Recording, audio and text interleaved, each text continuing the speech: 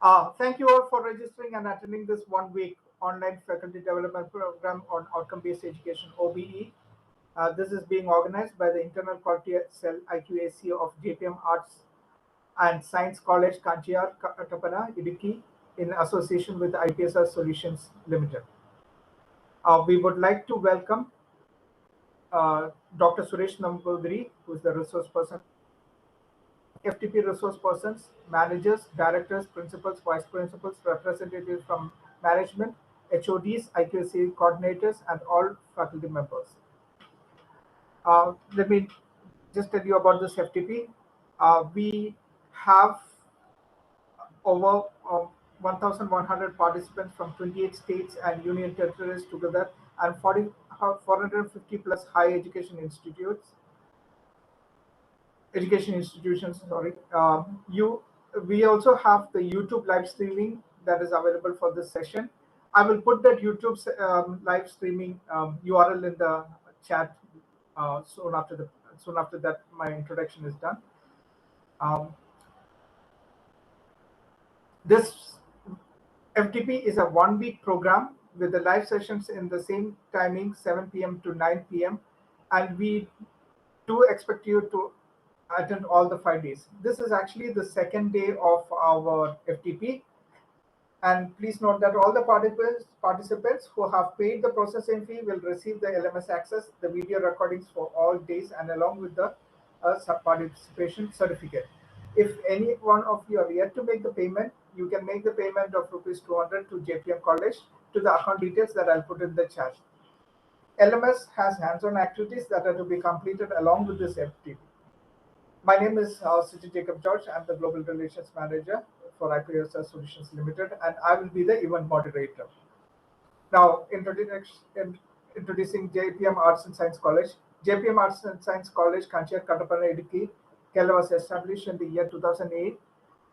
John Memorial College is the result of the dream of a group of fathers of St. Joseph's Province of CST, Fathers Alva Kerala, to provide education to the economically and educationally disadvantaged people of the higher ranges in Idiki, Kerala.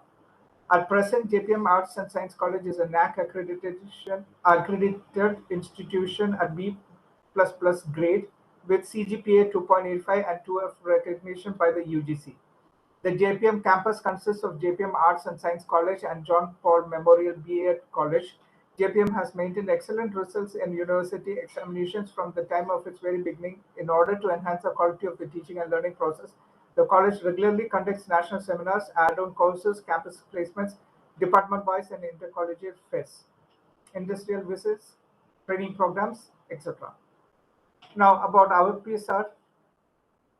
IPSR is led by a team of academicians and entrepreneurs. IPSR is a public limited IT company with 23 plus years of experience in software product development, training services, placement services, and web-based services. During the last 2 decades, IPSR has worked with over 500 plus academic organizations, including government universities, autonomous colleges, technical, non-technical institutions, etc.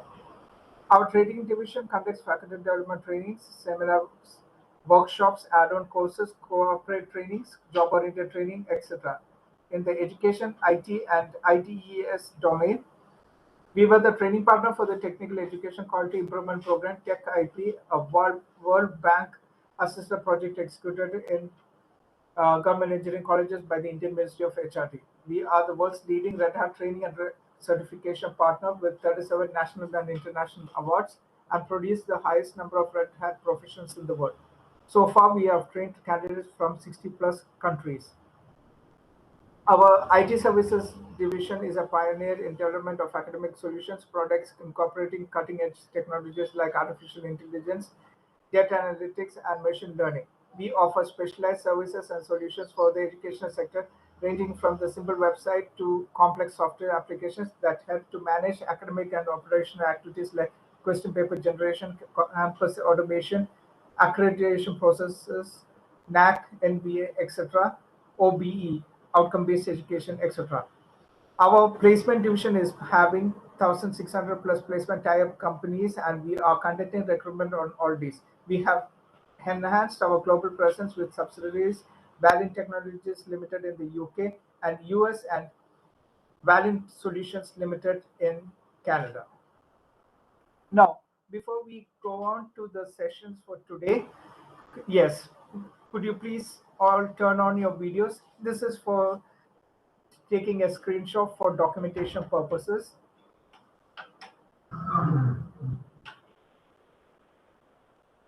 Yes, please keep it on for a few seconds, at least 10 to 15 seconds, and make sure that you turn it off after that so that the bandwidth is not uh, overutilized. Yeah. Yes, please keep it turned on.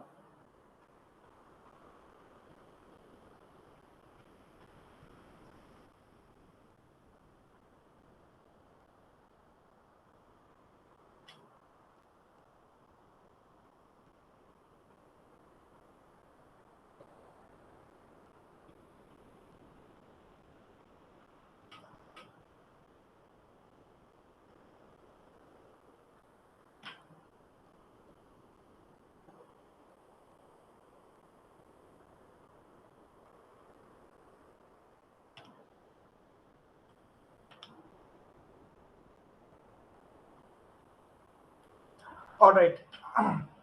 Now, before we go on to today's session by Dr. Suresh Namboothiri, who will be giving us topic on OBE, the underlying threats. Before we move on to that, I will just brief you on the tasks that were that were given yesterday. So I will just share my screen and tell you about the two tasks that was there for you in the LMS. Okay. So I will give you the details of it, and then quickly we'll come back to Dr. Suresh Namboothiri's session. Okay, let me just share my screen.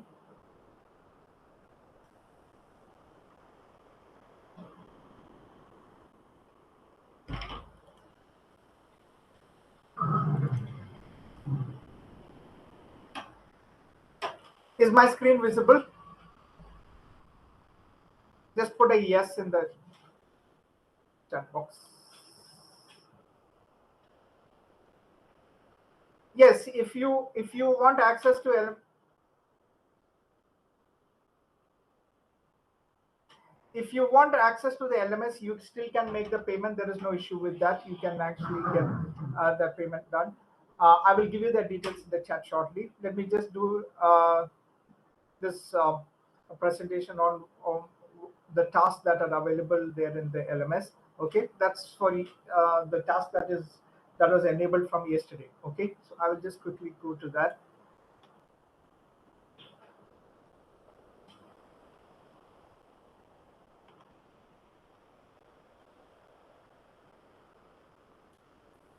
All right, now when you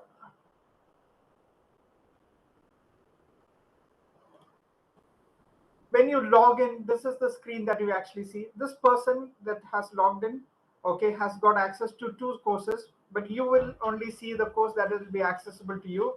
That is this one, that is OBFTB JPM College. Okay, so what you do is you just click on that, and once you come to the screen, you will see that, okay, you have the brochure for this course, and then you have the announcements. Then you also have a doubt clearance forum. So if you have any doubts on this during the FTP, you can also post them here. This will be taken up by the other colleagues, the peers out here.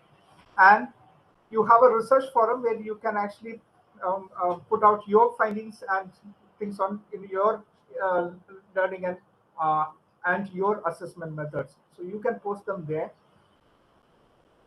I can just show it to you if anything has been posted. Yes, task one instructions. Okay, that's been posted there. Yes, somebody has posted a doubt on the doubt clearer forum, research forum. Yes, you see that these are all been posted from yesterday. Okay, crossover learning, collaborative learning. Okay, so these are things that have been posted by people. Okay, so what you do is once you do that, you can just click this to mark that as complete. That activity is complete. Okay, now. Those were the things, those were just forums. Now, the activity that you had to do yesterday was lesson activity on Bloom's taxonomy. Okay, this is just to enhance your learning. Okay, that to make sure that your learning has been completed. Okay, so this is a lesson activity called Bloom's taxonomy. And once what you have to do in this is you have to watch 3 videos.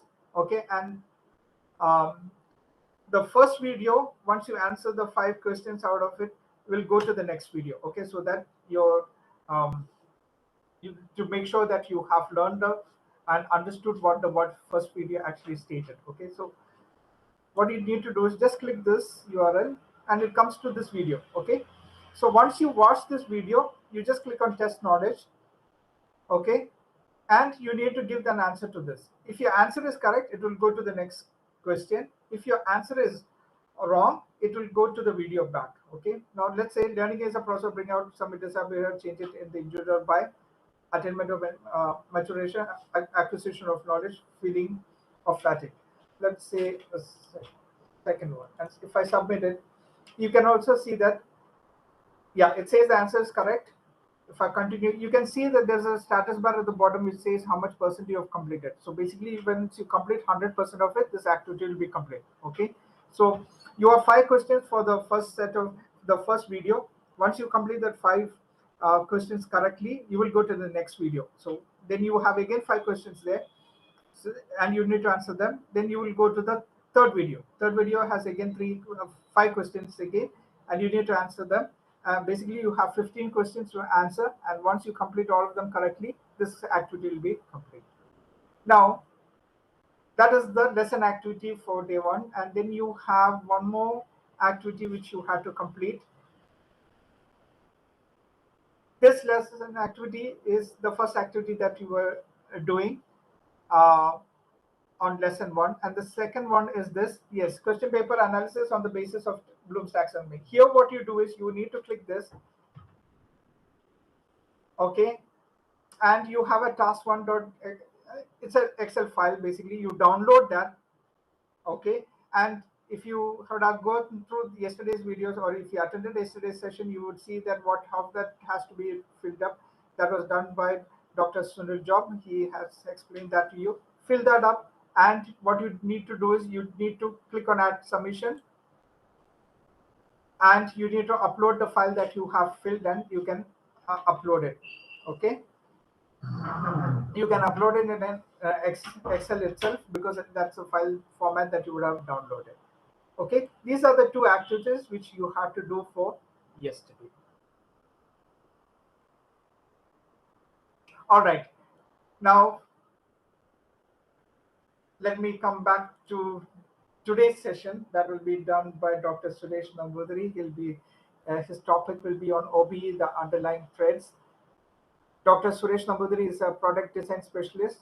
He's a product design specialist in automobiles, consumer electronics, home appliances, computers, and telecommunication, with over 30 years of industry experience.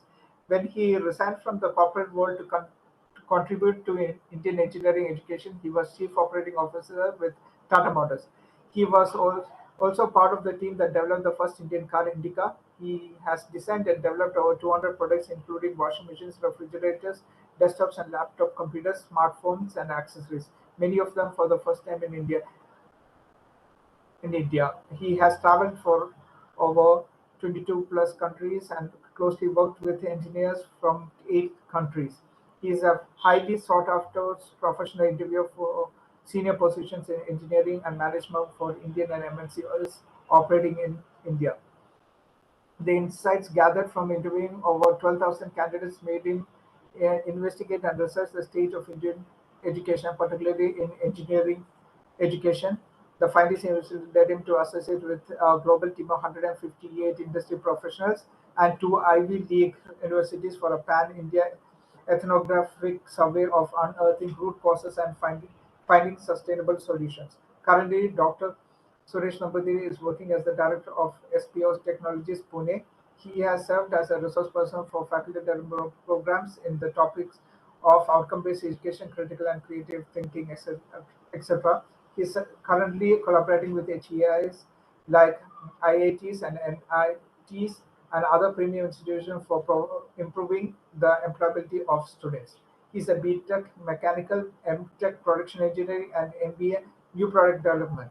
His PhD research subject is cognitive rigor requirement for startups and entrepreneurship. Over to you, sir.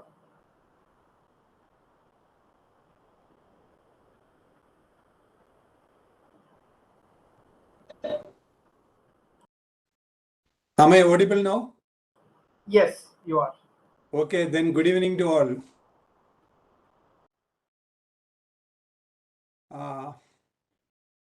Once you hear about my biodata, my background, everyone will get confused at what I am doing here. So in one word, I can say like that, I am interested in this, I am passionate, that's the reason I am speaking to you. Otherwise, I do not have experience of taking even 1 day's class in a college, so I am not an academician. I am a parent, I am coming from industry. So some of the viewpoints, what you not some, most of the viewpoints what you hear from here in this session from me, this will be a different approach. But this different approach, this you will see that this is what society and the nation expecting from the academic institutions now, especially with the new education new education policy 2020. So here I am going to speak to you something very special, and some of the things are almost secretive, so that you may not read it anywhere, you won't find it on internet, because these are all the things coming from experience, and these are all coming from our own research. So therefore, like we say like that, outcome-based education, one outcome I guarantee in this is that you will carry some of the things, you will carry home, that will be valuable to you, to your family, or to who are the people interacting with you, and definitely your students and the society. So therefore, I am going to speak to you about outcome-based education. What are all the underlying threads? This is the main topic I am going to speak to you. Why this OBE? And why they decided to do something like a OBE? What is the serious issue or the crucial nature of OBE for our society and for each family and for our country, and how it is going to affect us?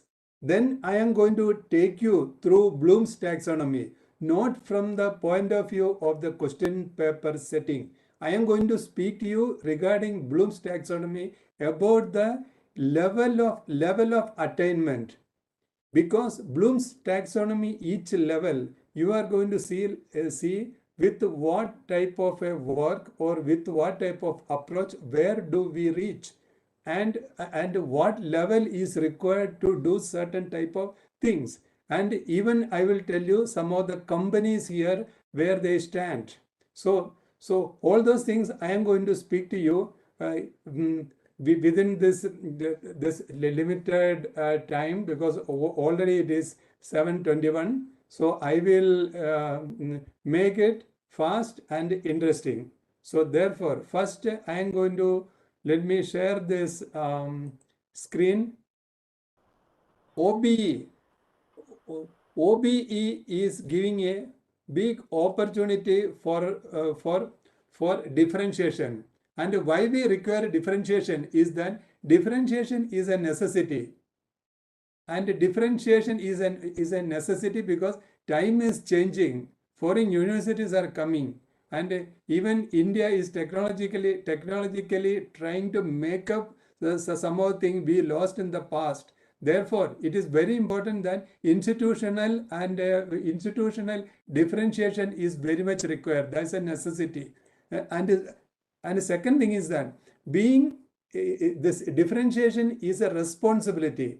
In the sense, when things are changing, we must change because the society trusts us. So we must show that responsibility by showing the differentiation, so that our institution should be different from rest of the institution. And third point about the differentiation is that if you see history, whoever did the differentiation, they all got a good opportunity, because most of the innovations, it is coming from people really did the differentiation to find some of the new opportunity. And the last one, whoever is doing the differentiation, they leave a good legacy. If you see like that, whether it is establishing the institution, to establishing the company, or to a new thought process, everything, when they come with a differentiation, most of them, they leave a legacy. Even we know that our teachers in the school, whoever were special, they treated us in a different way. We remember them because they left a legacy. Therefore, we need to see OBE as an opportunity for differentiation, and this differentiation, it can be in this presentation, what we are going to speak is what to differentiate, and how to differentiate, and who will differentiate. What to differentiate, how to differentiate, and who will differentiate. Differentiation is something everyone, people normally shy away. So what to differentiate, how to differentiate, and who will differentiate, and how we can make use of OBE for that. So when we are taking about this, how can OBE help for making this differentiation? So before we go for this OBE, we have to understand certain basic requirement, certain basic requirement, because we know that in 1965, IIT Kanpur had an IBM computer. Even in 1970s, IIT Bombay started computer science degree. But when we see here, whether not even one keyboard designed by us, not even one mouse developed by us. I am telling you because I am a product development specialist. We have not done anything other than the servitude. We are only a service industry. But people who really grow, they are not from the service. They are the masters. Now the main question is how to use Indian educational system so that we will be becoming masters for the world in various worlds. You take any section, you take the computer software, which is the software which we can say that it is India's software. Is there any operating system? Is there any software, whether it is from video editing, whether it is from office utilization? We don't see any original software from here. Whatever we are saying is that we are a consumer, we are a service. That particular situation should change. So then how to use the OBE here? So for making use of the OBE, first thing we need to see that we need to understand the current reality. We have to understand the current reality. Current reality means if we are going for a journey, we should know from where we are starting. So one thing we need to look into our own system is that Indian educational system assumes that every student is going to become a researcher. Every student is going to become a researcher. We only speak about research, paper publication, or we are speaking about seminars, but only 0.3% of the jobs are in research. There is a very big gap between what we teach or what we allow students to learn through the system and what is required outside. I am telling this because it is not only that I am the end user of the products of Indian education system. I also interviewed minimum 12,000 students or 12,000 people for their employment, so we get the correct information what is happening in institutions. Therefore, it is very important to see that Indian education system assumes that every student is going to become a researcher. It is not the research outside. But how to make use of that? We know there is something called graduate attributes. Actually, employability is not teaching students for employability tests. Employability is making students valuable. And to make them valuable, the main thing is our graduate attributes. Like a thoughtful implementation of OBE can ensure all students become employable. How to do that? It is employability is professional aspects of graduate attributes in outcome-based education. Professional, we all must be looking for graduate attributes in the course. But the true question is how to attain graduate attributes. Now, you would have seen that yesterday or not yesterday, this morning, there was a Manorama expectation and their Honorable Minister Rajiv Chandrasekhar came and gave a talk and he was speaking about startup. But we are only seeing about starting up. We are not seeing any products coming from them. We are not seeing any new ideas coming from them. That is the point. Here, starting up training means we are only training them how to form a company or how to get funding or for the project mentoring. But the main thing about startup is that our main question is why our students are not getting ideas, original ideas. When we are working on that, then our startup ecosystem will be very different. Why our students are not getting passionate ideas from whatever they learn from the college and whatever they see in the environment. So this is this is also a part of graduate attributes. So how to attain those graduate attributes is the main thing. For that purpose, first we have to see like that what is the current reality, and in Bloom's taxonomy, how to raise students from lower order thinking from higher order thinking. Lower order thinking, you all know that in Bloom's taxonomy, the lowest level, that is remembering. Then the higher thing is comprehension. Then it is coming to application.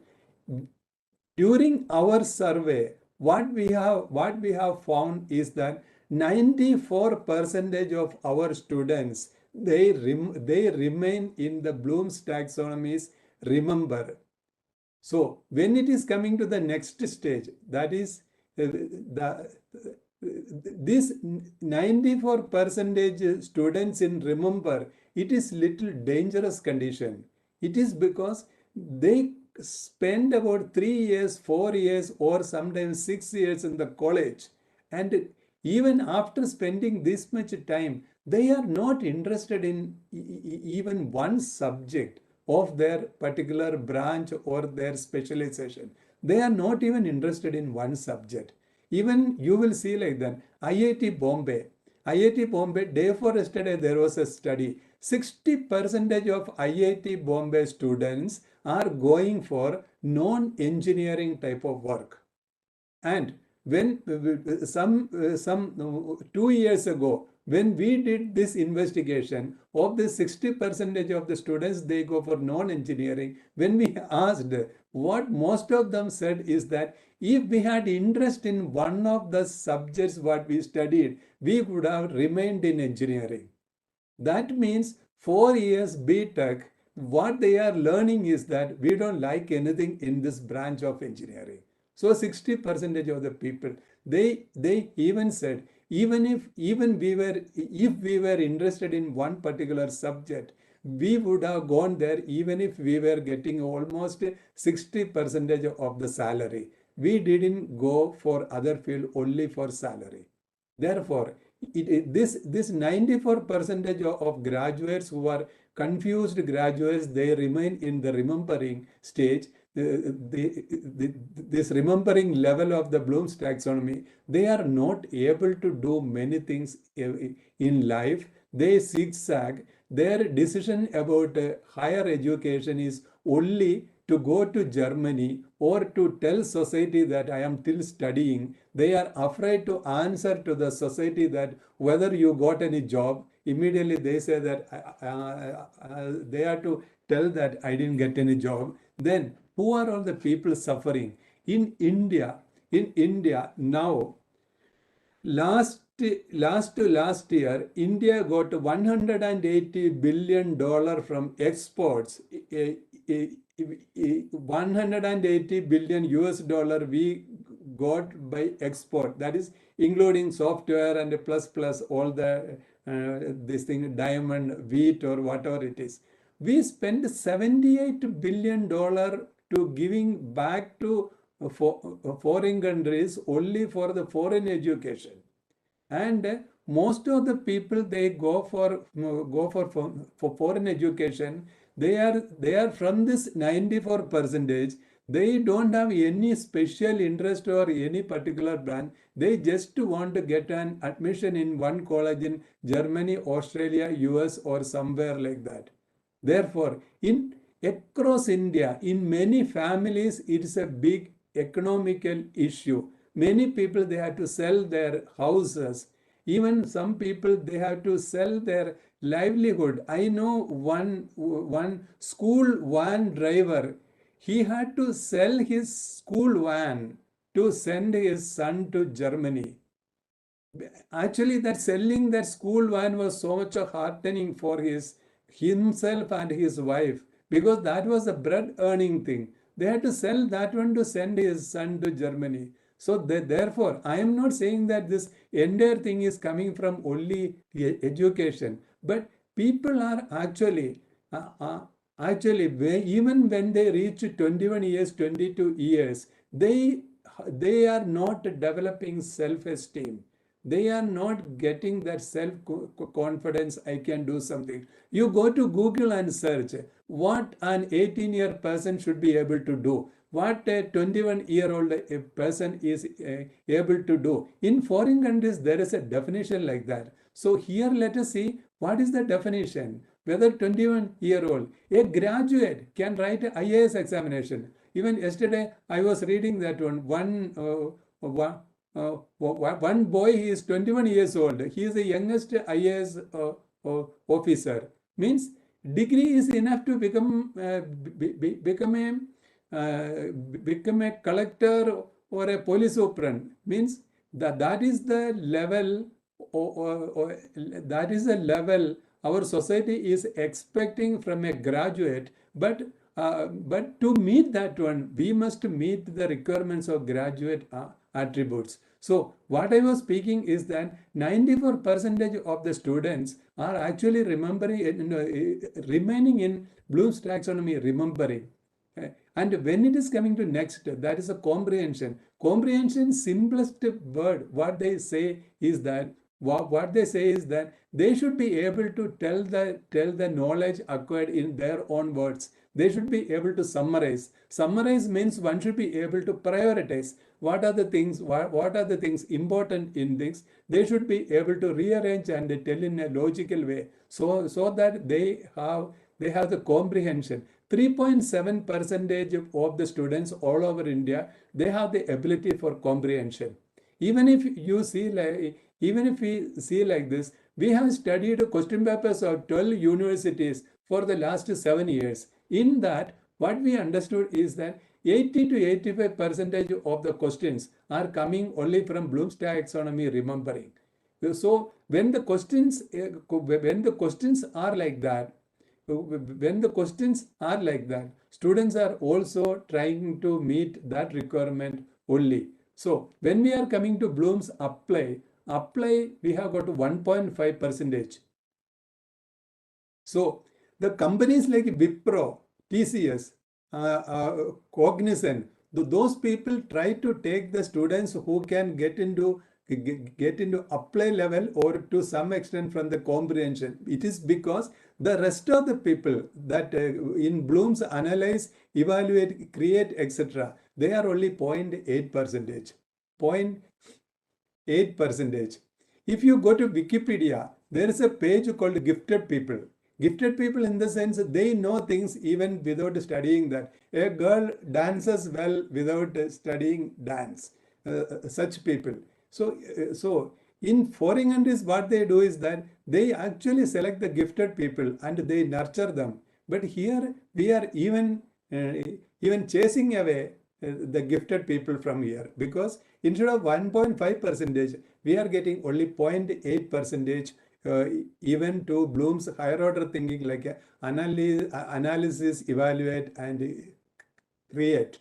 Therefore, it is very important that for a country to develop, for our society to develop, we cannot afford 94% of the people in Bloom's taxonomy this remembering. But it is not possible that everyone is going to become analysis, evaluate, create. But when I spoke to some of the foreign university professors, what they told is that a country like India, we can have about 45% of the people there in Bloom's remember, and should be at least 25% of the people can be in comprehension, and minimum about 15 percentage people in apply, and we need some 12% of the people in higher order thinking. That is the level expected if a country has to become a superpower, or country has to at least become self-reliant. I hope you can hear me. Yes, sir, you're audible. Yes. Now there are whatever I am speaking, this will be in the presentation I will send to you, and we need to think that this Bloom's taxonomy, especially in UGC's Bloom's taxonomy, there are 15 points. These 15 points are disciplinary knowledge, communication skills, critical thinking, problem solving, analytical reasoning, research related skills, cooperation, teamwork, scientific reasoning, reflective thinking, information digital literacy, self-directed learning, multicultural competence, moral and ethical awareness reasoning, leadership readiness and qualities, and lifelong learning. Here is the main thing. Everything can be mapped. Everything can be mapped against Bloom's taxonomy. For example, when we are talking about disciplinary knowledge, it is the graduate attribute number 1, but it has got a corresponding Bloom's objective called apply. It has got a corresponding Bloom's objective called apply. Similarly, communication skill.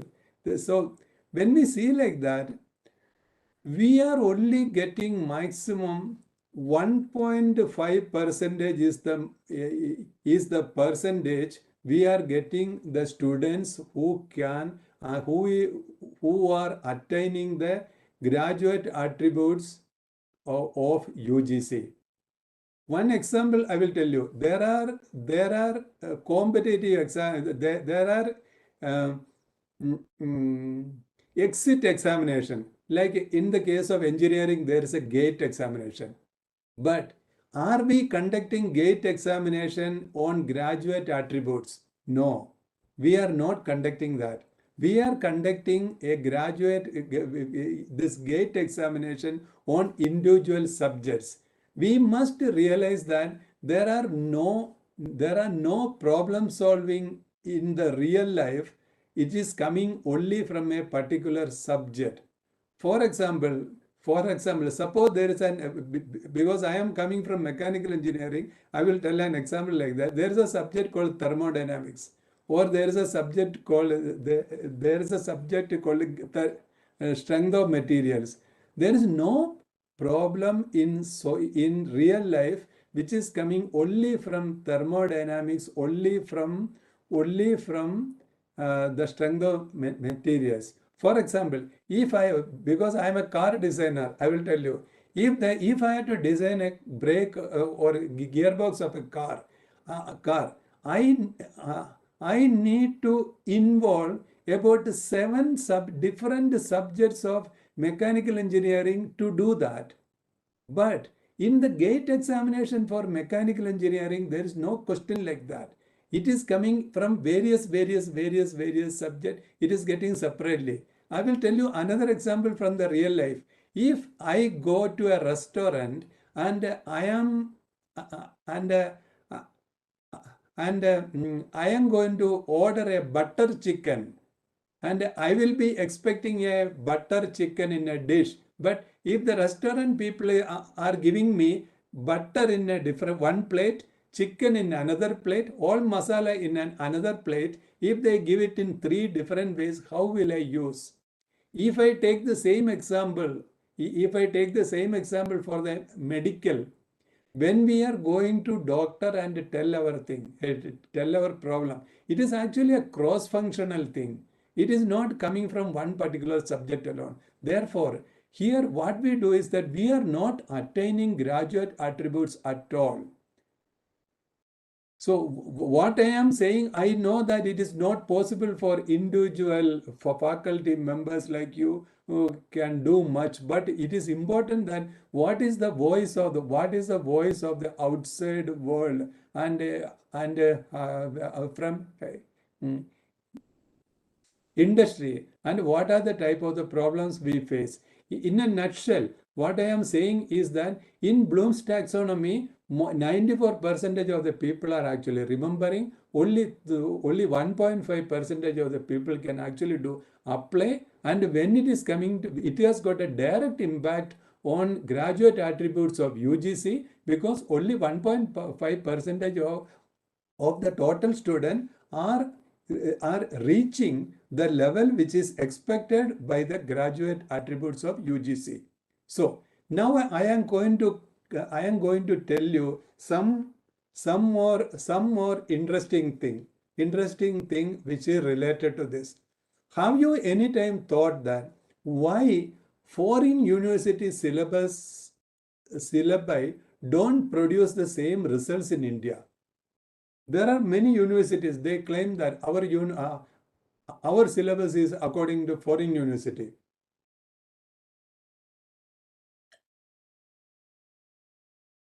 Why such a syllabi of the foreign university is not giving the same result here in India? That is an important thing which has got a direct linkage to Bloom's taxonomy. So here I wanted to tell you one important thing. Please listen carefully. The Bloom's taxonomy, the modified or the revised Bloom's taxonomy, what we are seeing in India or what it is seen, it is not complete. Bloom's taxonomy, you know that in 1956, or it was in 1954, American government realized that Japan and Germany and Britain, they are becoming scientifically and technologically advanced, and they started feeling that the American supremacy or in technological side is receding, it is coming down. Therefore, they decided that they have to find out what is the reason. So in 1954, they formed this committee with Dr. Benjamin Bloom as the chairman. I think he was an educationist from Chicago, and in 2 years, their committee presented this particular, they made this taxonomy and explained that one has to climb up through the taxonomy to reach that.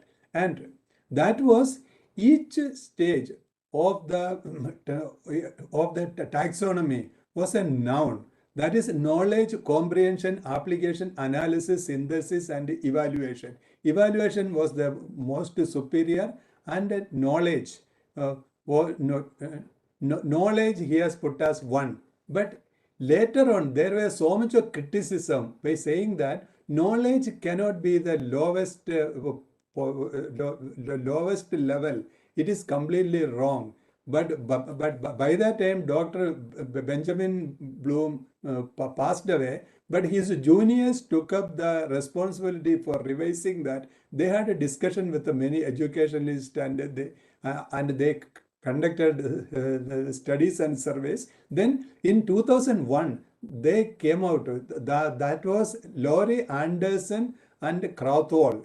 These are the two people. They came up with a revised Bloom's taxonomy. I am going to tell you something very important. Please remember that. In that, the nouns become verbs. Means it is action. That is, remember, comprehend, apply, analysis, evaluate, create. But the most important thing that is missing in our day-to-day talk and in our whole seminar means what is happening. They changed the knowledge to 4 different sections. They told that it is called, they called it as a knowledge dimension. In the sense, when there is a remember, there is a factual remembering, conceptual remembering, procedural remembering, metacognitive remembering. So there are 4 sections for remembering, 4 sections for comprehension, 4 sections for apply, 4 sections for analysis, 4 for evaluation. Means the factual is a concrete knowledge and metacognitive when it is coming to abstract knowledge. Our thing is that the progress happens when we progress from concrete learning to abstract learning. For example, when we do the remembering, remember, we know that one can recall facts and repeat that information. So when it is coming to factual, the knowledge of terminology, knowledge of specific details and elements. So when these two things combine, that is remembering and factual combine, we will be a person attaining the ability to recite or list the things. So my request is that we are going to send this particular presentation to you. At that time, please see this one, and then you will see that it is recite or list is the remembering factual. Then it is coming to remember conceptual. When you can remember, when you concept, ultimately what you are reaching the ability to recognize things. Then remembering procedural. This is the point I wanted to tell you, that when we see this revised Bloom's taxonomy, you will be able to judge somebody whether that person is intelligent or not. I will tell you an example. Now, in the lab, there is a SALT analysis. Whether the SALT analysis is an analysis level of Bloom's taxonomy? No. SALT analysis is remembering the procedure, that's all. SALT analysis is remembering the procedure. Similarly, when a boy takes your phone and does something on phone, that boy, people say, oh, he is very smart and he is very intelligent. It is not. He is actually remembering procedure. But same time, I wanted to tell you, if your son or you have seen a boy with experience of Android operating system and does the same thing with the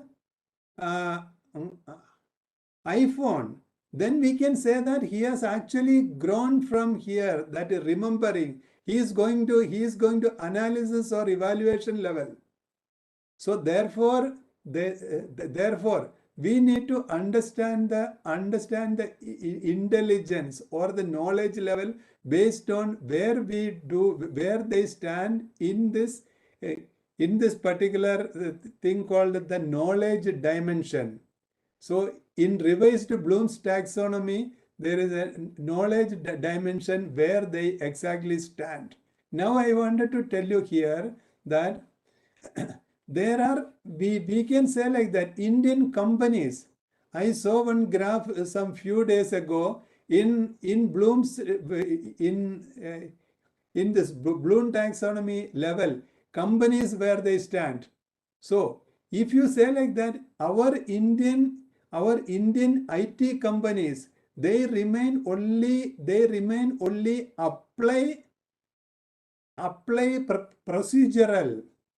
We are reaching only there. Our TCS, Cognizant, and Wipro and all, they are only into apply procedure as far as IT is concerned. So when we are talking about Tata Motors, Mahindra and all, they are coming up with a new product of new shape and they are to do. Actually, they are coming to only the level of yet factual level. But when we are talking about Tesla or Chat GPT, or we are talking about Apple computer, they are coming to create metacognitive. Metacognitive means they are actually doing the extended thinking. They are stretching the technology. They are stretching the level of knowledge or what we already have. So we can actually relate what we do when you see a research paper or when somebody claims something as innovation. You can immediately map it back to the revised Bloom's taxonomy, and you can see exactly where they stand. Now I will come to the interesting question: why foreign university syllabuses are not giving the same result here in India? And at the same time, I will tell you this answer also. Why our students are going there and they are doing well in those foreign universities. It will be an interesting thing to see. We must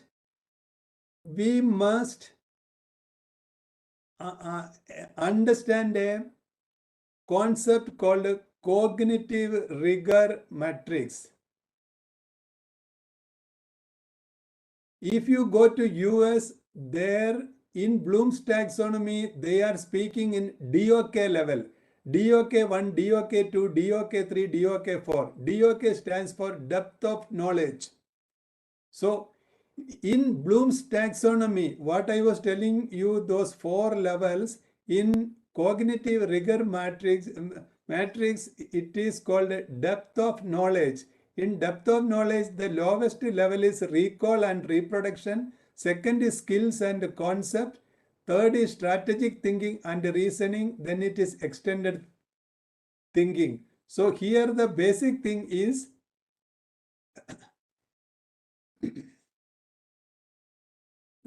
basic thing is the students to reach from the remember level to the comprehension level. The Bloom's taxonomy gives the solution itself in that through the Bloom verbs. First and foremost thing what we require, what our students require is language for comprehension. Whether it is economics, whether it is physics, or whether it is biology, or whether it is any branch of engineering or medicine, first thing what they require is that they need the language for comprehension. When that will help them to understand, it will actually reduce their requirement for mugging up. Many people, they go for mugging up because they cannot reach the level of comprehension. They don't reach the level of comprehension because they don't have the language for comprehension. Now the second thing, how to reach from the comprehension level to application level. What we require is critical and creative thinking. If we do not have critical and creative thinking, we are not going to reach the apply level. And for us to do anything beyond that, that is analysis, evaluation, evaluate and create, what we require is idea, exposure and worldview. Idea, exposure and worldview. These are the three things. These are the three things which is they are the basic requirement to raise a person through the Bloom's taxonomy. I will tell you once again, to reach from remember to comprehension, the basic requirement is language for comprehension. Whichever medium we study, We have to be very good in that. People say like that, Russians, they are doing well, they don't learn English. Chinese doing well, they are not in English. Japanese doing well, they are not in English. The Spanish people are doing well, they are not in English. French people are doing well, they don't know English at all. Then how are they succeeding? It is because they learn their language very well. If you go to internet and search one thing, California style of language learning, it's a California state's requirement of learning English itself. They have got a certain requirement. Even though their mother tongue is English, they need a certain level of English by the time they reach that K to 12 level. Because unless we find jokes, unless we find interesting thing, there are stories, there are anecdotes. When we learn a subject through the stories, jokes, anecdotes, people biographies, stories around so many things, then we start loving that subject. Otherwise, when we study only the guidebook, it is not necessary to have language itself. We are only learning some of the equation, some derivation, some definition, some graphs. Ultimately, we cannot even connect these things, and we are not interested in this because these equations and derivations and all just characterless. We never fall in love with those people who are characterless. Therefore, it is very difficult for anyone to develop a passion from that such characterless subjects. Therefore, language for comprehension. Second thing is a critical and creative thinking. Critical and creative thinking is so important that we must be able to ask questions. If we are to ask a question, we should get some doubts from that. How to get a doubt from that? We should have rational thinking. So this rational thinking can come only from critical and creative thinking. And the most important thing is the idea exposure and worldview. This is the third point. Idea exposure and worldview. You know that there is nothing called out of the box. We can only think within our box. We can only think within our box. In the sense, creativity means rearranging the things we already know. There is nothing called creativity. We can take something outside from our knowledge.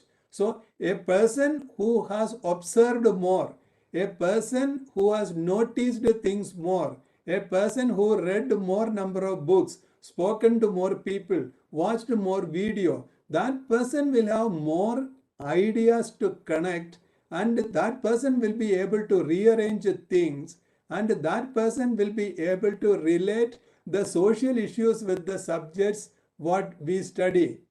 Therefore, these are the three things. These are the three things mainly in foreign countries. It is coming from the society itself, from their social system. You know that nobody goes to one particular subject unless they understand, unless they have interest in that subject. Nobody goes only for the sake of going to the college. These three things are coming from the social and from the school education. Therefore, by the time they reach college, they are able to digest or imbibe such a knowledge in foreign universities. Now I will tell you how Indian students, they go to foreign universities and they excel. You know, there's an examination called IELTS examination. There's a SAT examination, there's a GRE examination. This IELTS examination is not an English examination. IELTS is an examination. It really tests language for comprehension, critical and creative thinking, idea exposure, and worldview. for example, for example, IELTS listening. They are not telling something to listen and giving a question verbatim. In the sense, they make you to listen. New Delhi is the capital of India. Then ask a question, which is the capital of India. It is not like that. You listen something. You have to make your own understanding and inference. Then you have to write that answer in your own words. Now you just see in Bloom's taxonomy which are the places it is going. Means they have to listen and they have to make inferences and they have to understand they have to understand the question. Then they have to create their own answer and they have to write without grammar mistake there. So it is actually coming to about 4 levels of Bloom's taxonomy. Now you see like this IELTS writing. IELTS writing is the student has to create students' own content. When the student has to write students' own content spontaneously on the spot there, it is actually in Bloom's taxonomy, it is coming to the creation level. Similarly in IELTS speaking, the student must create content spontaneously there. That too while speaking. So therefore, anyone who is going through IELTS or GRE or SAT or GMAT type of examination, they are actually training themselves to go through the higher levels through Bloom's taxonomy. Therefore, that is the success of even foreign universities. They are getting the students, they are really ready to absorb those subjects. So therefore, they are successful. Now I will tell you a slight detour. Ancient Indian education system. Everybody speaks very big about that. Everybody speaks very big about that ancient Indian educational system. And if you ask, okay, what is that?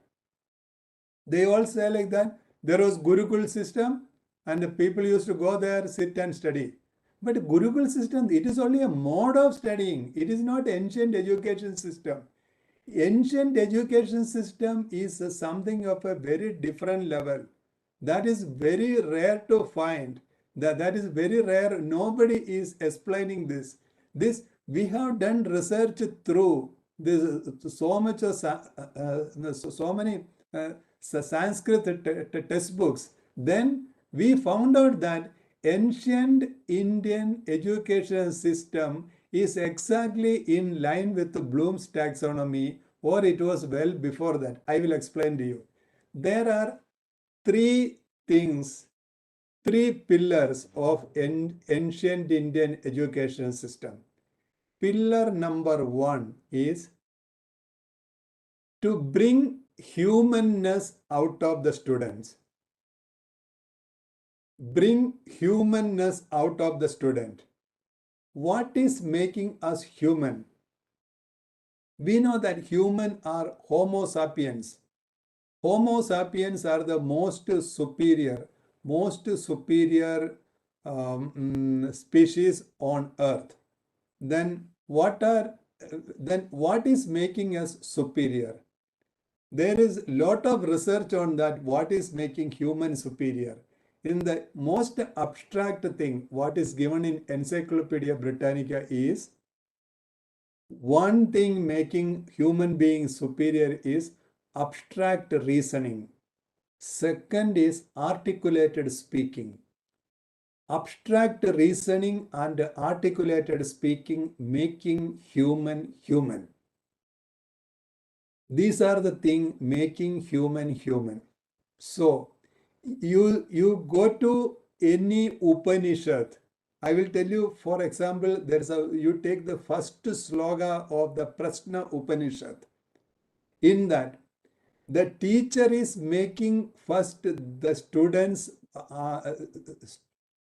trying to make students to bring out the humanness of them. Now, one thing I told, abstract reasoning and articulated speaking. Now you see here, these are the two things, basic requirement to come from Bloom's remembering, comprehension to apply level. Abstract reasoning and articulated speaking with language and critical and creative thinking, only students can come up to this level. Now I am coming to this. Pillar number two. Pillar number two of ancient education system was the learning through debate. Learning through debate. We know that when we are debating or when we are arguing with somebody, our mind is very sharp. When we are arguing, we get new ideas on the spot. Because when we are arguing, we are in the zenith of our preparation in our mind. Therefore, the second point was that it is always in Hinduism, that is ancient education system, and in the Buddhism, and to some extent in Japan, and in Russia. You go to Nanyang Technological University, Singapore. They are practicing the flipped classroom concept. Everywhere, the education is happening through debates. So when this debate was the second pillar of ancient Indian education system. Third pillar is knowledge by relating to the environment. Now I will come to this, that debate and knowledge through relating to the environment. Unless we relate the knowledge to the environment, the knowledge will remain as an orphan or an isolated thing. So it is not going to be beneficial at all. So it is important that knowledge, whatever we gain, it has to be linked to the social situation. I will tell you one example. See, we have checked many times. Take a mathematics question paper of a BSc or an MSc program. Take mathematics question paper of the BTech program. You can't differentiate between these two question papers. Both are same. Both are exactly same. Then what is their BTech? What is technology? What is the application? Now, I have got a simple principle. See, when we were in school, teacher came and told that my friend has got 10 apples and he gave three apples to me. How many apples that friend has got? Still, my friend has got. Nobody told me to subtract. That mathematics word of subtract didn't come to the scene at all. But I subtracted because my mind felt, something triggered my mind to use a subtraction. Similarly, unless the student gets the idea without telling a partial differential equation or an integration or determinants or matrices or Laplace transform, unless without we saying, if the student gets the idea that it is necessary to use that particular thing, then that mathematical education is successful. Therefore, in ancient education system, what they used to do is that they used to link all knowledge with that. So therefore, ancient education system, there are three pillars. One, bring out the humanness from the student. Second, knowledge acquisition through debates. Third, knowledge is always linked to the social situation. So now it is almost 8:45, and sorry for the all inconveniences because you had to wait a lot, and I could not share the screen live. But but I think I did, I am doing justice with the technological limitation. Now I am coming to the conclusion of this session that there are three important things. They are required to bring our students from lower order thinking to higher order thinking. And while doing that, we are meeting almost all requirements of outcome-based education. They are, we must build language for comprehension. That is the first point. Second, we must build critical and creative thinking abilities. Third thing, students should get maximum idea exposure from that particular field. Whether it is biology, zoology, history, economics, or statistics, one should get maximum practical exposure or idea exposure.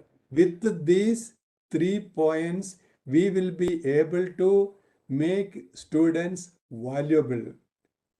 So these are the main things I want to speak to you today in this session. I hope some other occasion where I will be able to explain in a more articulated way with my slides.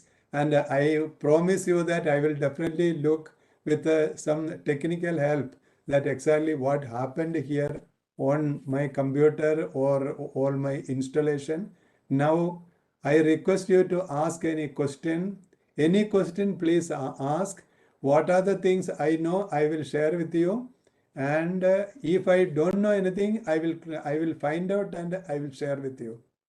So now it is your turn.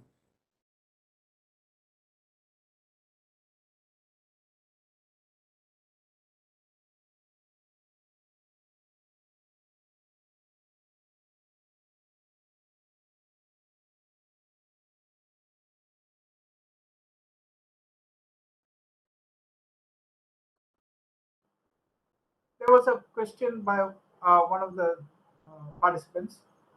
Uh, so there's a question that how to help students raise the order of thinking. See, this is a very important question. This is a very important question. One point I can tell you is that uh,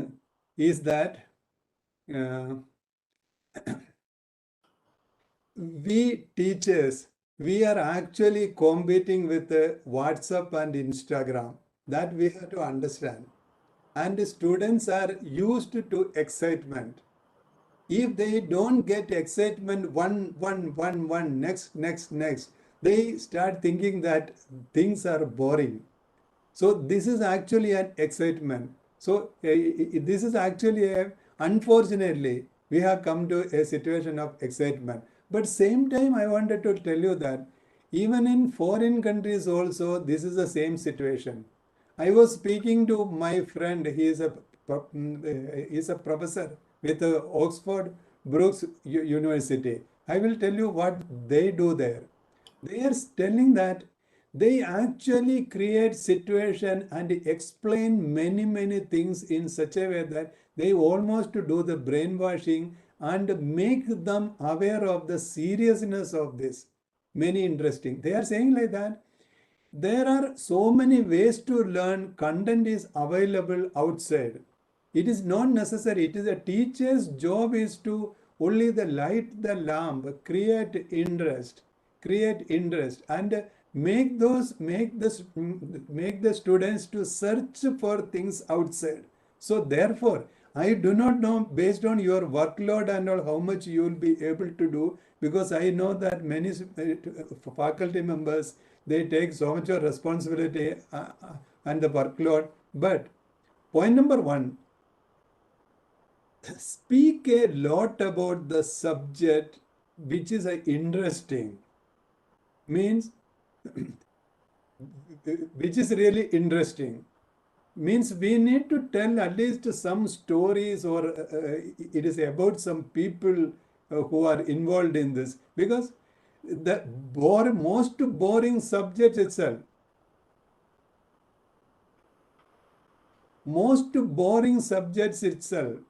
were very interesting to some people. They devoted their life and they died for that. Therefore, there are interesting things for every subject. And point number 2 is that make a talking style in that if you make some 3 statements, then there should be 1 question. 3 statements, 1 question. Because if we make all statement, it will become a passive type of a class. Therefore, we have to make at least 2-3 statements, then ask a question. Then we should not make anybody to think that they are small or they are not good in this.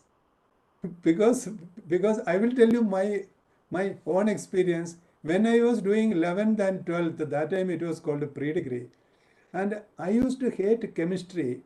But when I went for MTech, I was doing the production engineering and my specialization was plastics. And in industry, I was doing plastics. There, I really got interested into plastics and I started learning chemistry and organic chemistry. Now I know that acrylic, how that acrylic, ABS, how it is that, and new plastic materials. So what I am coming to is, it is very, very difficult. Consistent effort is required from the academician side, but make it live, make it practical, and don't speak statements continuously. It should be embedded with questions in between. I hope I answered your question.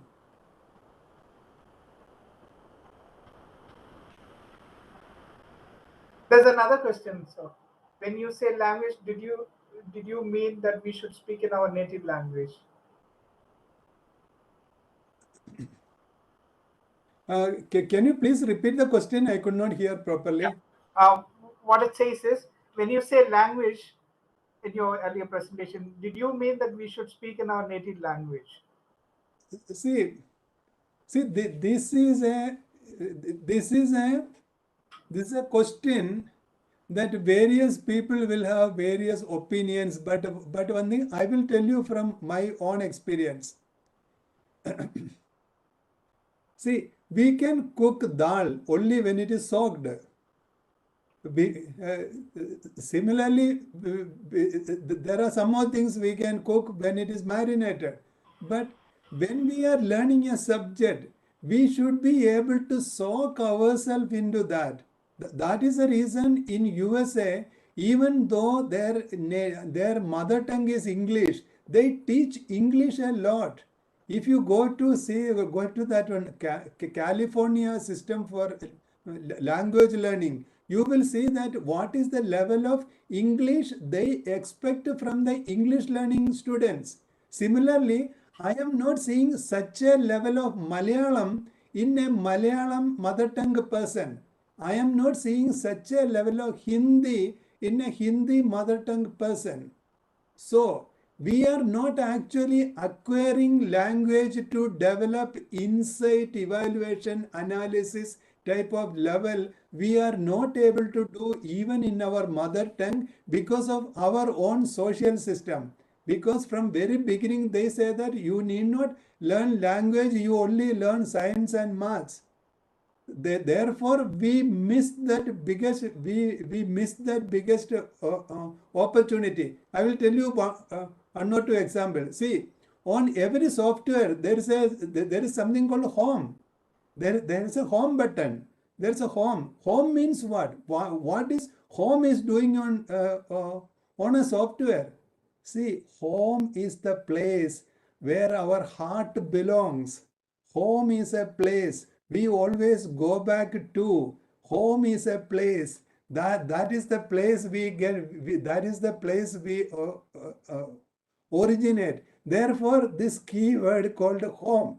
Similarly, in engineering, technology, statistics, if you take the wording, this has got a literary meaning, it has got a linking to something else in the life.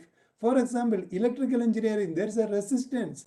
Resistance means what? It is not that particular thing, tungsten or something. When a student sees that resistance means the literary meaning, then that particular subject will become easy for that person.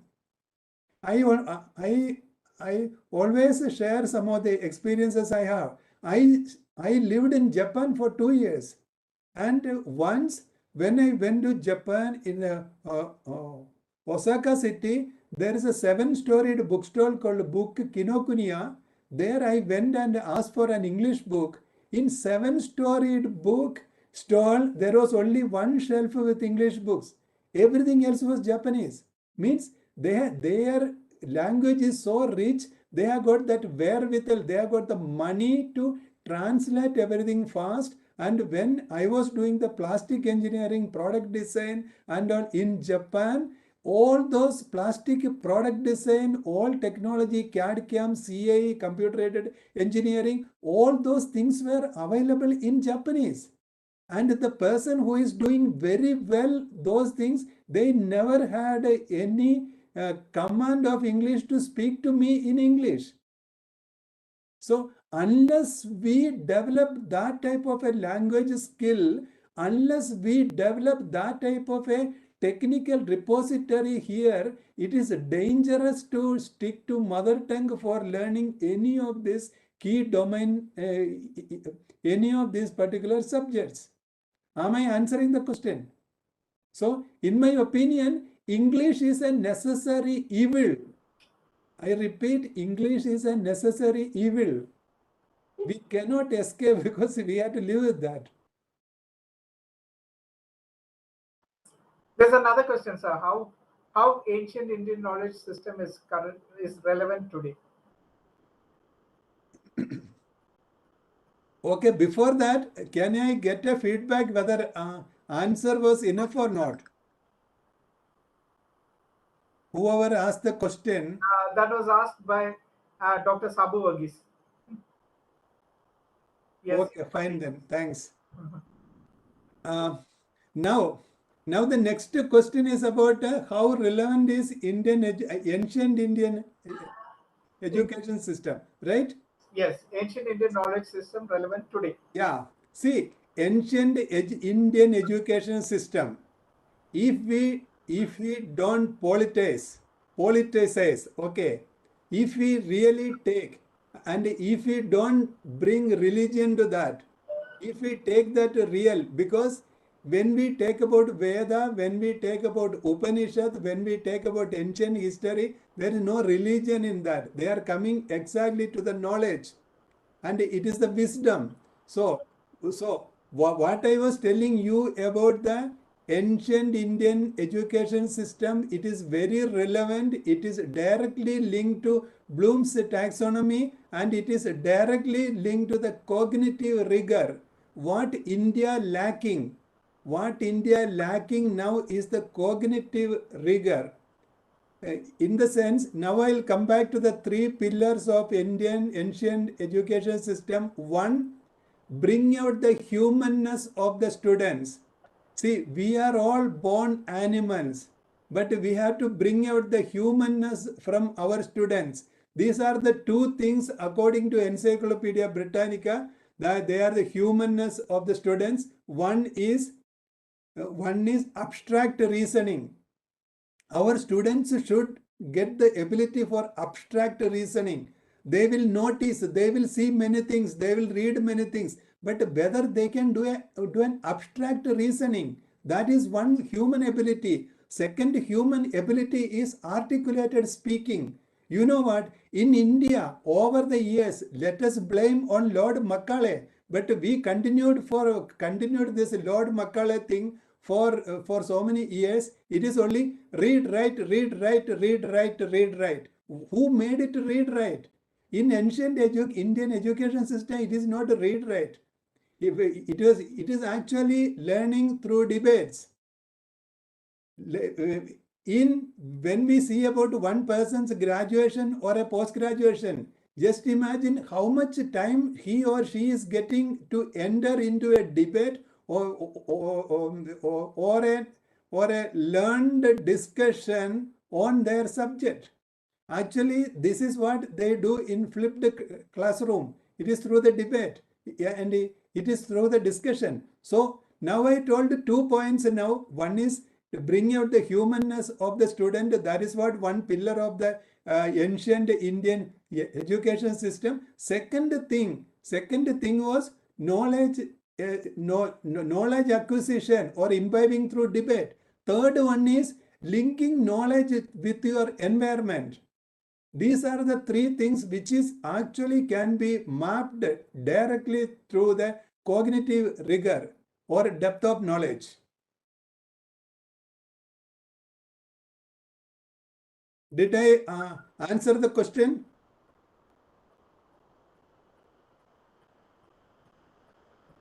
Okay, thank you. Now, what is next question? Yeah. In international standard, how good is our present education system? See, in it is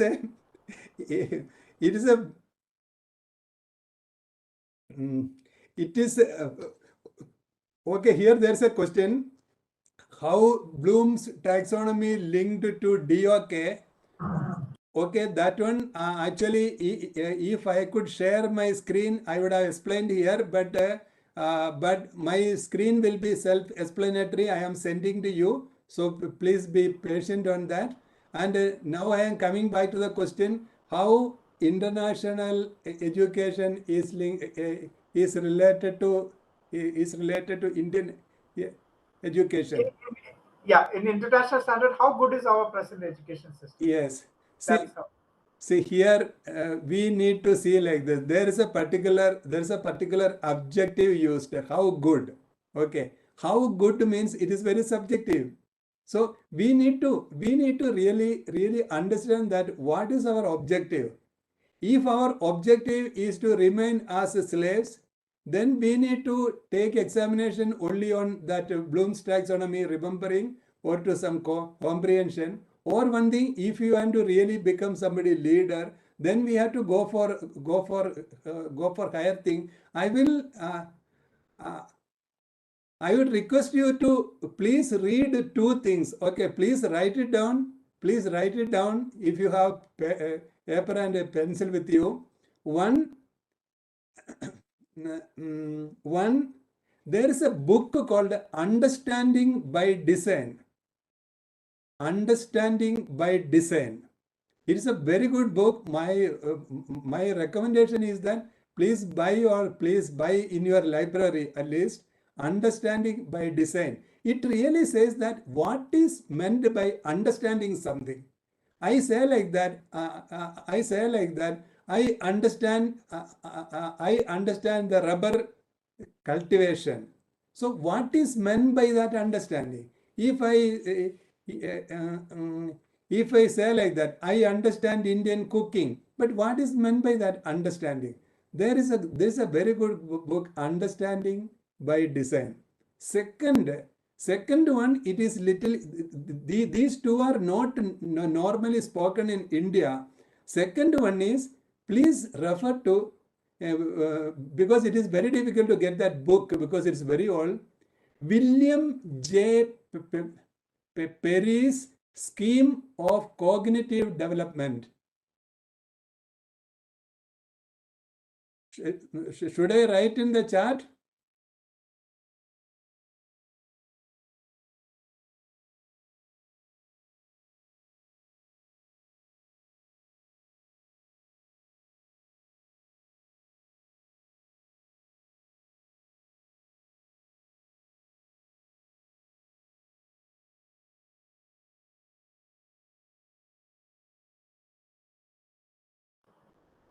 I've also posted the presentation with slides of a previous recording in the chat. So if you want to refer these, which sir has mentioned, you can also see them in the slides with this link. Okay, you can find Sir's videos on the YouTube these live sessions here, so you can actually see them there.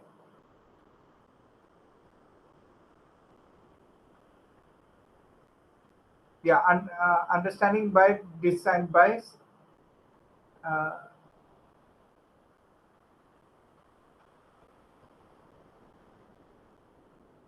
See this. Actually, we exceeded our time.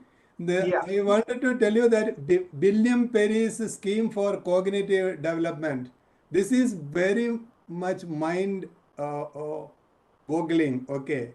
William G. Perry was the director of career development at Harvard University. He observed students for 20 years, and this is his study of the students' observation of 20 years. How they grow. How they grow. He put certain levels for students.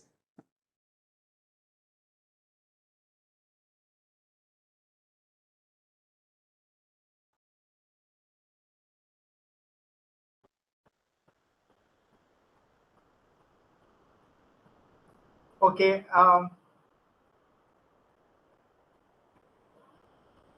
Would you like to take one more question, sir? Yes, yes, sure, sure. All right. Okay. Fine. Okay. There's another one here.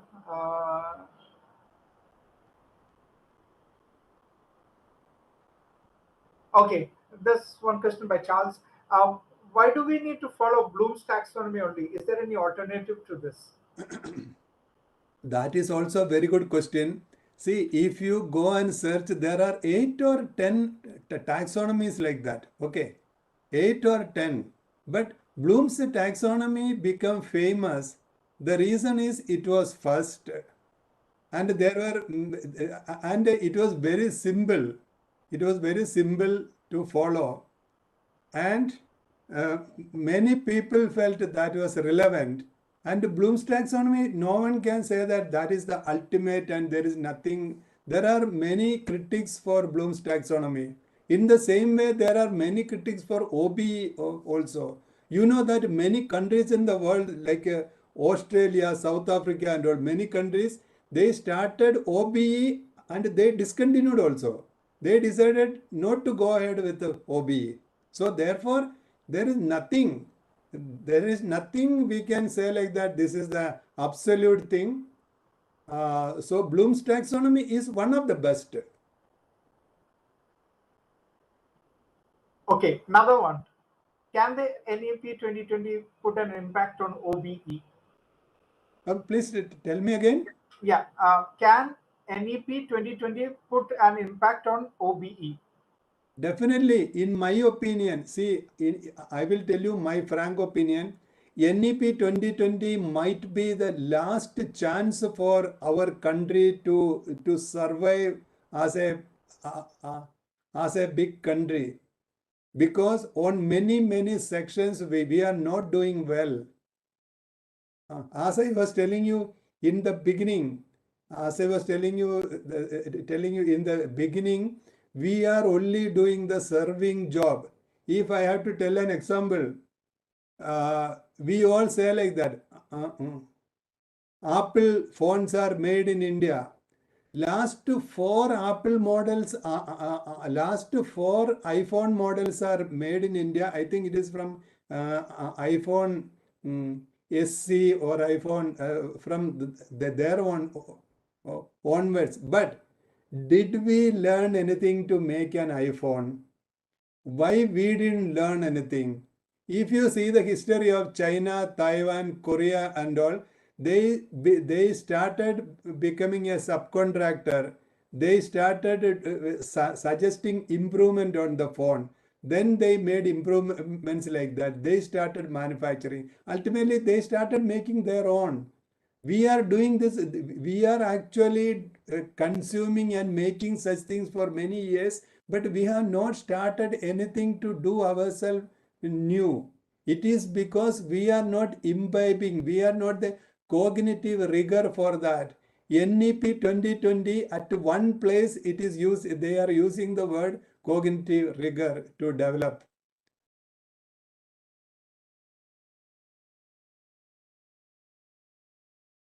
see one thing, I am coming from car industry. Even now, there is no company in India making the dashboard of a car, bumper of a car. No country in India which is making the side panel and skin panels of a car. Everything is coming from outside. People are using only our muscle and our tax incentives. Actually, in my personal opinion, it's a looting continues, and we are not learning anything from that. So NEP 2020 with its all multidisciplinary approach and with the critical thinking and all, I hope there will be some improvements here in the system. Sir, there's a question from YouTube Live. So you did mention about flipped classroom. Could you please explain that? Which one? Please tell me again. The flipped classroom. Yes, yes. Yeah. See, day before yesterday, actually I am speaking to you by sitting in Pune. Day before yesterday, I went to one of the top private engineering colleges here in Pune. They introduced an innovation, a system. They are saying that 60 hours is one class. So they made it to 50:10. 50 minutes the teacher will teach, and then teacher will call one student from the class. That student has to explain for 10 minutes what was the content of the teacher's teaching of that class. This is an example of a flipped classroom. In some of the universities, actually, if you see like that, in US universities, Singapore University, Ivy League universities and all, they have gone to such an extent that teacher informs the class that this is the subject we are going to have debate and explanation in the class. There is no teaching happening, because teaching is happening on their own. They do it on their own. And they come to the class and they are going to have only the discussion and debate on that. Means we are flipping it.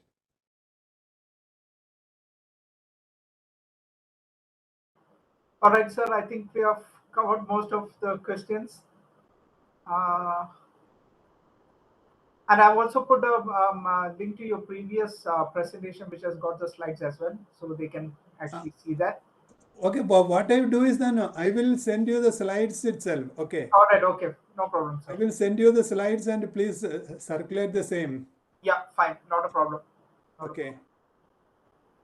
So once again, sincere apologies, and I will take care next time, and I will call some technical person and see that what is going wrong, and this will not be repeated. Thank you very much, sir. Thank you for the wonderful session. Though we had a slight glitch, yes, I think you made up for it with your knowledge and sharing all your information without even the slides. Thank you very much, sir. Thank you everyone for actually being patient and listening to keeping calm and listening to us. Thank you for that understanding. Yeah, we can't completely trust these technologies sometimes. Now we will move on to the next word of thanks. Word of thanks will be given by Miss Reshma Elizabeth Cherian. She's the HOD for social work. Over to you, ma'am. Good evening, one and all. So, without much delay, I would get into my duty. I would like to thank the most important person who enriched today's session, our resource person, Dr. Suresh Namboothiri. Actually, he engaged us with all the aspects of knowledge through the FTP program. So thank you, sir. On behalf of JPM institutions and IPSR Solutions, I extend our sincere gratitude towards you. And thank you, sir. Now I would like to thank the organizing team, the JPM Arts and Science College and the IPSR Solutions for organizing the 70s online FTP program. And it is like more sessions which will give more inputs to us.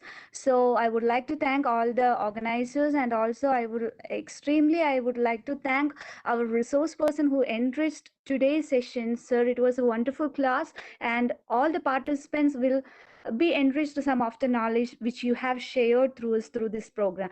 And it was a 2 hours. It was like a fruitful session, sir. Thank you so much.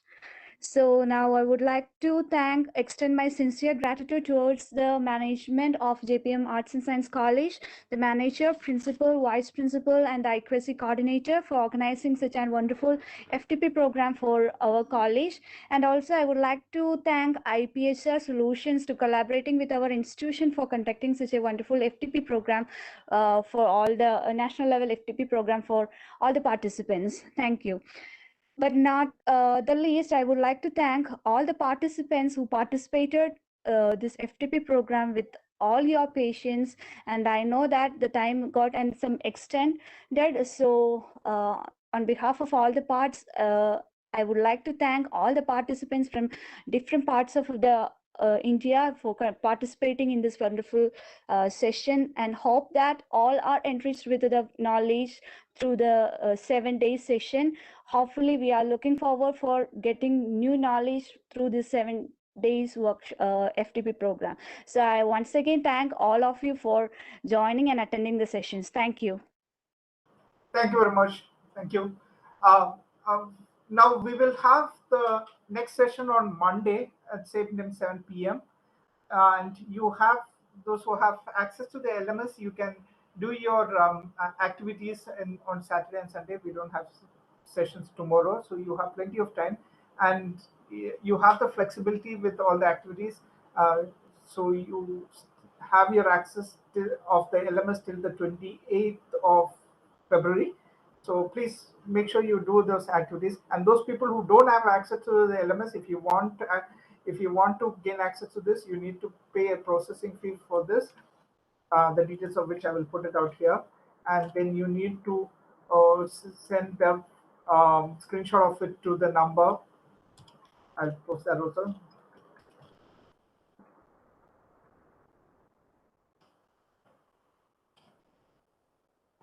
You need to post that a screenshot of that payment to this number. Now, if you need any support with the LMS, those people who have already paid for the registration, if you need any support, I will paste that details here. If you need to if you need to check on anything with the activities on the LMS, and if you are not able to do it or anything, please call or WhatsApp this phone numbers which are being posted out here. Yeah. So that's the details regarding the LMS. Make sure you do all your activities. Thank you again, and sorry again for the delay which we had with the technical thing that we faced. Sorry about it. Anyway, I think so made up for it with his presentation, even without the slides. Thank you very much, sir. Thank you. Thank you, everyone. Thank you for your patience. Thank you. And we would like to see you again on Monday, 7 p.m. same time. Joman, 1 minute. Yeah. Joman, okay. Can you see the screen now? Not yet. Not yet. Okay. No, it's a blank screen though. Okay, a last try. Okay. It's a blank screen.